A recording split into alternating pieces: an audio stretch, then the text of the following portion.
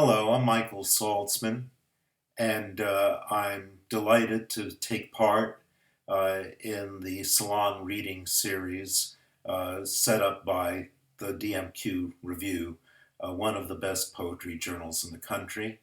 I'm here to celebrate the publication of my new book, Shades and Graces, that just came out a month or two ago, and I'm going to be reading three poems. The first is a poem that gave the title to the book, and it's called The Three Weisses. Shades and graces come in threes. My cousins and queens were aunt and uncle to me. The first I knew as elderly, rich with sandpapered faces, and thin-rimmed glasses they wore like monocles. My first lesson in the upper classes, a tinted portrait above the mantel, where Hetty and Sid and Uncle Carl were posed as kids in white smocks with puffy sleeves, big as their heads, and a favorite spaniel for color. Upstairs, their sentient mother lived in solitary splendor.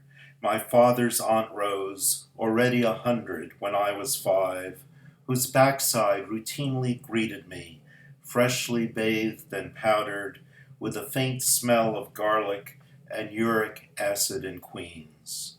Sid's husband I never knew or can't remember, and soon after he died, she moved back in with the other two, and seemed as much a spinster as they ever did, eternally wed to brother and sister. Of the past not a word was spoken. One could never know how Hetty's young heart had been broken, or why Carl, with a smile like Coolidge, never pursued a bride, or wore sweaters in summer until the day he died.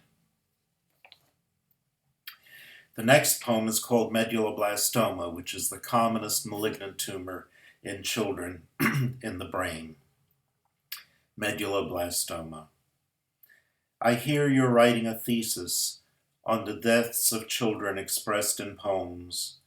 Perhaps you haven't seen them die yourself, and if you did, might forego the subject.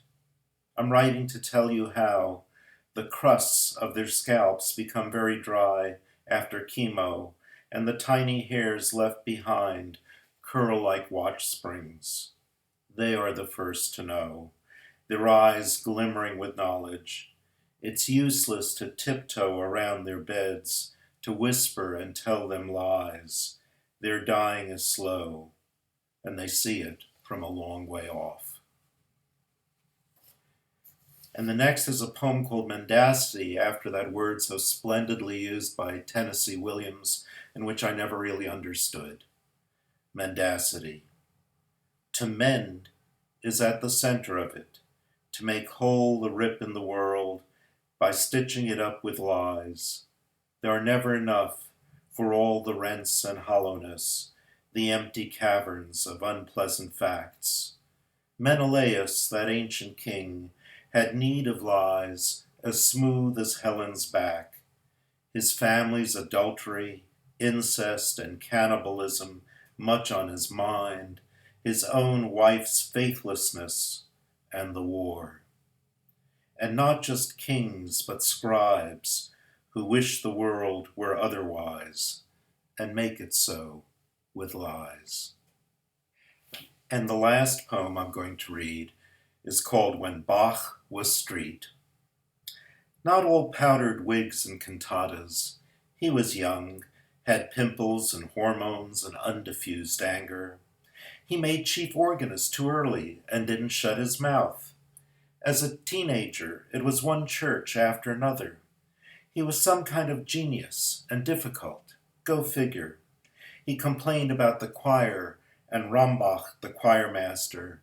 He argued with the bassoonist, not ordinary dissing like, you didn't really say what I thought you said, or there's one small punch left in me, and I'm going to knock you flat on your little ass, but one of those twisty German words with a dozen syllables that called the bassoonist a nanny goat, or meant a bassoonist breaking wind after eating a green onion. Bach often went absent without leave, like the time he asked for a month to visit Buxtehude in Lubeck and took 3 to walk there and back. 280 miles takes a lot of shoe leather. In the meanwhile, his hero had died, and he found his daughter a dog. On his return, the church elders in Arnstadt took a vote and got in Bach's face. In the minutes, surprising variations and irrelevant ornaments which obliterate the melody and confuse the congregation, like Coltrane. They also caught him riffing on his organ for a strange damsel. Bach was a stud, but he'd taken enough of their gas.